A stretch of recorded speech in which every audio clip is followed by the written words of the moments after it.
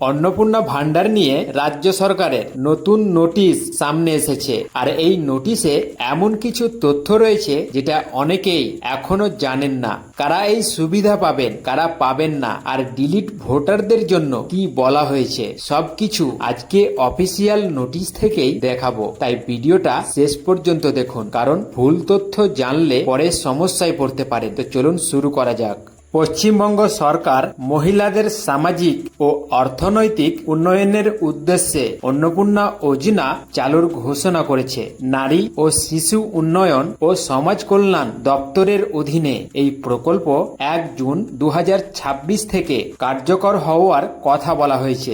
এই প্রকল্পের অধীনে যোগ্য মহিলাদের আধার লিঙ্ক করা ব্যাংক অ্যাকাউন্টে ডাইরেক্ট বেনিফিট ট্রান্সফার অর্থাৎ ডিবিটির মাধ্যমে প্রতি মাসে 3000 টাকা করে আর্থিক সহায়তা পাঠানো হবে। এই প্রকল্পের সুবিধা পাওয়ার জন্য আবেদনকারীর বয়স 25 থেকে 60 বছরের মধ্যে হতে হবে। এছাড়া আবেদনকারী ইনকাম ট্যাক্স প্রদানকারী হতে পারবেন না এবং স্থায়ী সরকারি চাকরি, নিয়মিত বেতন বা পেনশনভোগী হলে এই প্রকল্পের সুবিধা পাওয়া যাবে না। এই নিয়ম রাজ্য সরকার, কেন্দ্রীয় সরকার, পঞ্চায়েত, পৌরসভা, স্থানীয় প্রশাসন এবং সরকার পোষিত শিক্ষা প্রতিষ্ঠানের ক্ষেত্রেও প্রযোজ্য হবে। নতুন নির্দেশ অনুযায়ী বর্তমানে লক্ষ্মীর ভান্ডার প্রকল্পের সমস্ত সুবিধাভোগীদের স্বয়ংক্রিয়ভাবে অন্নপূর্ণা যোজনার অন্তর্ভুক্ত করা হবে। তবে এসআইআর 2026 প্রক্রিয়ার মৃত স্থানান্তরিত, ডিলিট বা অ্যাবসেন্টি